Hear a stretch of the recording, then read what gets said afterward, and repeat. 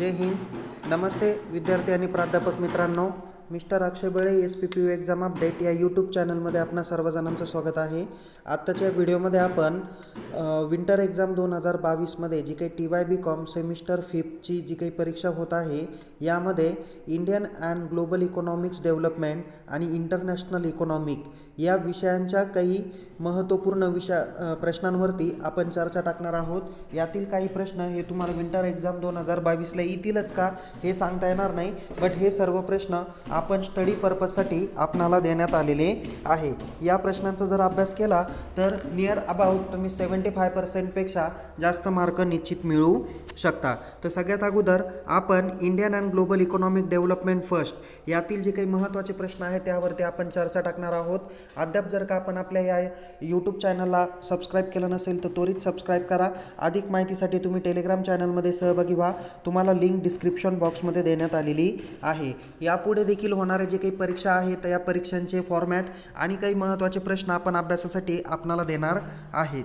Okay, so आत्ताच्या या व्हिडिओमध्ये आपण Indian and global economics development या विषयांचे आणि इंटरनॅशनल इकॉनॉमिक्स या विषयाचे काही महत्त्वपूर्ण प्रश्नांवरती चर्चा करणार आहोत. तर यातीलच बऱ्यापैकी काही प्रश्न तुम्हाला परीक्षेला विचारले जातील, तर काही परीक्षेच्या दृष्टिकोनातून तयारी करण्यासाठी हे प्रश्न दिलेले आहेत. तर बघा, पहिला जो काही प्रश्न दाखवलेला आहे, सब्जेक्ट जो आहे तो Indian and global economic development दिलेला आहे. विद्यार्थी मित्रांनो, आपल्याला क्वेश्चन पेपरचा पॅटर्न कसा असणार आहे हे मी अगोदरच्या व्हिडिओमध्येच दिलेला आहे. त्या व्हिडिओची लिंक पण आपण डिस्क्रिप्शन बॉक्समध्ये दिलेली आहे.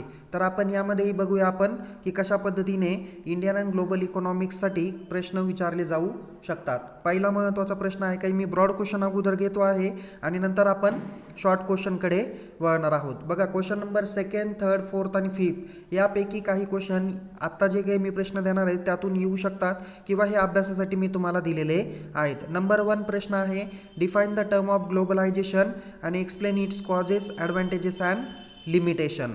ओके, त्याच्यानंतर प्रश्न क्रमांक 2 आहे, explain the brief characteristics of a Indian economy as a developing that is emerging economy. Emerging इकॉनॉमिकचे जे काही कॅरेक्टरिस्टिक्स आहे ते तुम्हाला एक्सप्लेन करायचे आहे, असा हा 2 नंबरचा प्रश्न आहे. क्वेश्चन नंबर 3 दिलेला आहे, define the terms of economic development and explain it's indicator. हा पण एक ब्रॉड क्वेश्चन म्हणून तुम्हाला विचारला जाऊ शकतो किंवा शॉर्ट नोट्सला पण विचारला जाईल की इकॉनॉमिक डेव्हलपमेंट किंवा indicator of economic development. Okay, next आहे question number 4, explain the role of agriculture in economic development. शेती क्षेत्राचा आर्थिक विकासामध्ये कोणता रोल आहे तो स्पष्ट करा. अशा पद्धतीचा ब्रॉड क्वेश्चन हा चॅप्टर नंबर 2वर विचारला जाण्याची शक्यता आहे. त्यानंतर पुढचा प्रश्न आहे, explain the terms of low productivity of Indian agriculture आणि explain the various causes of low productivity of Indian agriculture. शेती क्षेत्रातील कमी उत्पादकतेची विविध कारणं कोणकोणती, तो एक प्रश्न ब्रॉड क्वेश्चन्स म्हणून करून ठेवा. हा चॅप्टर नंबर 2वरचा क्वेश्चन आहे. त्यानंतर चॅप्टर नंबर 2वरतीच पुढचा प्रश्न आहे, explain the brief new agriculture policy 2020. Okay, त्यानंतर प्रश्न क्रमांक 7 जो आहे तो पण चॅप्टर नंबर 2वरतीच आहे, तो म्हणजे define the term of organic farming, state it's advantages and limitation. मोठा प्रश्न आहे, चांगल्या पद्धतीने तुम्हाला उत्तर लिहिल, व्यवस्थित अभ्यास करून ठेवा. नेक्स्ट प्रश्न क्रमांक 8 आहे, discuss the problem of public sector undertaking in India. Okay, हा चॅप्टर नंबर 3वरचा प्रश्न आहे. त्यानंतर प्रश्न क्रमांक 9, role of industrialisation in Indian economic development. त्यानंतर प्रश्न क्रमांक 10 आहे, explain the various problems of MSME sector. त्याला medium small and micro small medium enterprises असं म्हटलं जातं. त्या क्षेत्रामध्ये कोणकोणते प्रॉब्लेम्स आहेत ते एक्सप्लेन करा, असा प्रश्न क्रमांक 10 दिलेला आहे. प्रश्न क्रमांक 11 आहे, explain the role of service sector in Indian economy. हा प्रश्न तुम्हाला चॅप्टर नंबर 4वर आधारित आहे, तो पण नीट व्यवस्थित करून ठेवा. नेक्स्ट आहे प्रश्न क्रमांक 12, explain the role of infrastructure in economic development in India. Okay, आणि प्रश्न क्रमांक 13 आहे, role of public sector in infrastructural development in India. हे जे काही शेवटचे 3 प्रश्न दिलेले आहेत ते तुमच्या चॅप्टर नंबर 4वर आधारित प्रश्न आहेत. तर विद्यार्थी मित्रांनो, या पद्धतीने ब्रॉड क्वेश्चनची लिस्ट मी तुम्हाला दिलेली आहे. या सर्व प्रश्नांची तयारी व्यवस्थित करून ठेवा. तर शॉर्ट नोट्सला कोणकोणते प्रश्न विचारण्याची शक्यता आहे, तर नंबर 1 आहे impact of globalisation in India. त्यानंतर सेकंड आहे ग्लोबलायझेशन अँड इंडिया, जागतिकीकरण आणि भारत स्पष्ट करा, या पद्धतीचा सुद्धा प्रश्न असू शकतो. नेक्स्ट आहे chapter number 3 sources of agriculture credit. त्याच्यानंतर प्रश्न क्रमांक 4 आहे measures to increase agriculture productivity, म्हणजे शेती क्षेत्रातील उत्पादकता वाढवण्यासाठी तुम्ही कोणकोणत्या उपाययोजना करू शकतात त्याबाबतची माहिती द्या. त्यानंतर प्रश्न क्रमांक 5 आहे शॉर्ट नोट्सला issue with agriculture finance. Okay. Next आहे 6 number e NAM, e national agriculture market, याबाबत पण शॉर्ट नोट्स विचारण्याची शक्यता आहे. त्यानंतर 7 नंबर दिलेला आहे, यापैकी कोणत्याही एका पॉईंट्सवर तुम्हाला प्रश्न विचारण्याची शक्यता आहे short notes, that is startup India, standup India आणि मेक इन इंडिया. या तिघांपैकी एकावरती तरी शॉर्ट नोट्स येईल, म्हणून या तिन्ही कन्सेप्ट तुम्ही क्लिअर करून घ्या. नेक्स्ट प्रश्न क्रमांक 8 आहे शॉर्ट नोट्समधला role of private sector in infrastructural development in India, खाजगी क्षेत्राचा इन्फ्रास्ट्रक्चर डेव्हलपमेंटमध्ये कोणता वाटा आहे किंवा रोल आहे, योगदान आहे, ते स्पष्ट करा. नंतर 9 नंबर आहे डिजिटल इकॉनॉमी इन इंडिया आणि लास्ट नंबर दिलेला आहे जो चॅप्टर नंबर 4 वर आहे. प्रश्न क्रमांक 10 शॉर्ट नोट्समधला e commerce and e finance, यावरती देखील काही महत्त्वाचे शॉर्ट नोट्स विचारले जाईल. ई कॉमर्स किंवा ई फायनान्स दोघांपैकी एक येण्याची जास्त शक्यता आहे. तर विद्यार्थी मित्रांनो, हे सर्व प्रश्न आपण तुम्हाला Indian and global economic development जो सेमिस्टर 5साठीचा सब्जेक्ट आहे त्या संदर्भाने आपणाला दिलेले आहेत. तर ज्या विद्यार्थ्यांनी इंटरनॅशनल इकॉनॉमिक म्हणजे आंतरराष्ट्रीय अर्थशास्त्र हा जो विषय घेतलेला आहे, तर त्या विद्यार्थ्यांसाठी काही महत्त्वाचे ब्रॉड क्वेश्चन्स आपण देतो आहेत अभ्यासासाठी. यातीलच प्रश्न विचारले जातील असं सांगता येणार नाही. बघा विद्यार्थी मित्रांनो, आपल्याला जर का या व्हिडिओमधील माहिती जर का आवडली असल्यास या व्हिडिओला लाईक करा, शेअर करा आणि अधिक माहितीसाठी आपण या यूट्यूब चॅनलला सबस्क्राईब करायला विसरू नका. तसेच परीक्षाबाबत अद्ययावत माहिती मिळवण्यासाठी आपण टेलिग्राम चॅनलमध्ये सहभागी होऊ शकता, लिंक डिस्क्रिप्शन बॉक्समध्ये दिलेली आहे. तर इंटरनॅशनल इकॉनॉमिक रिलेटेड कोणकोणते प्रश्न आहे, तर सगळ्यात अगोदर ब्रॉड क्वेश्चनकडे वळूया. पहिला महत्त्वाचा ब्रॉड क्वेश्चन चॅप्टर नंबर 1 वर आहे, तो म्हणजे define the term of international economics, explain the nature and scope of international economics. Okay, हा प्रश्न तुम्ही परफेक्ट करून ठेवा. जनरली इंटरनॅशनल इकॉनॉमिक्सचं इंट्रोडक्शन, मिनिंग, डेफिनेशन ह्या पण तुमच्या पाठ असायला हव्यात.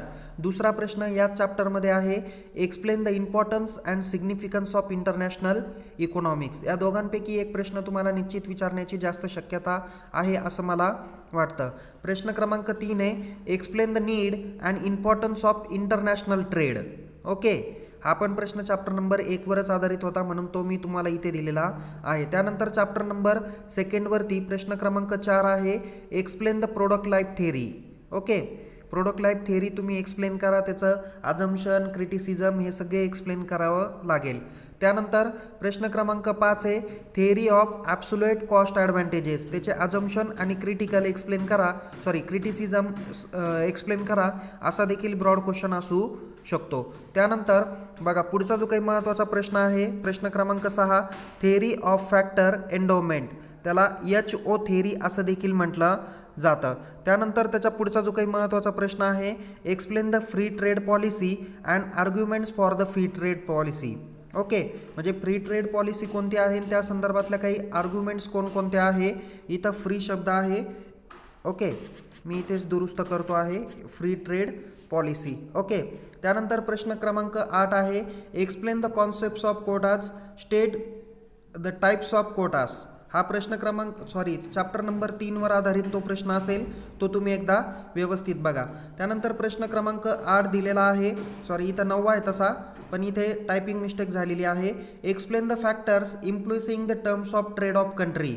ओके, जो चॅप्टर नंबर 3 वर आधारित आहे तो एकदा नीट व्यवस्थित बघा. त्यानंतर चॅप्टर नंबर 4 वर आधारित आहे, define the term of trade, explain the types of terms of trade. आणि लास्ट नंबर दिलेला आहे broad question, explain the causes of unfavourable terms of trade of developing countries. बघा विद्यार्थी मित्रांनो, हा लास्ट नंबरचा प्रश्न जो काय आहे तो शेवटच्या चॅप्टरवर आहे, ते म्हणजे explain the causes of unfavourable terms of trade of developing countries. त्यानंतर शॉर्ट नोट्स तुम्हाला कोणकोणते विचारण्याची शक्यता आहे. Number 1 types of international trade, जो चॅप्टर नंबर 1वर आधारित शॉर्ट नोट्स आहे.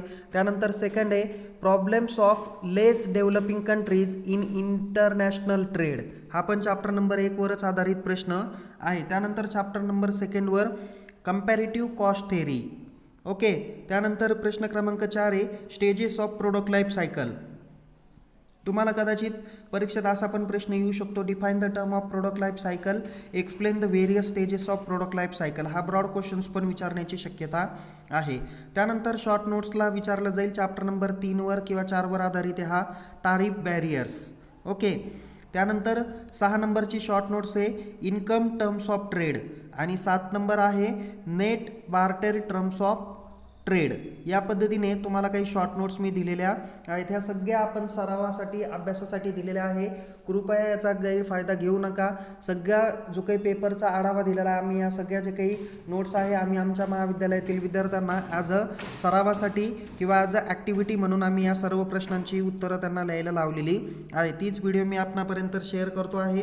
तर विद्यार्थी मित्रांनो, याच पद्धतीची माहिती जर का आपणाला हवी असेल तर आपण आपल्या यूट्यूब चॅनलला जॉईन करा, सबस्क्राईब करा. अधिक माहितीसाठी टेलिग्राम चॅनलमध्ये सहभागी व्हा. या व्हिडिओला लाईक करायला, शेअर करायला विसरू नका. तसेच परीक्षाबाबत अद्ययावत माहितीसाठी टेलिग्राम चॅनलमध्ये सहभागी व्हा. तुम्हाला येणाऱ्या परीक्षेसाठी खूप खूप शुभेच्छा. All the best. Take care. जय हिंद. धन्यवाद.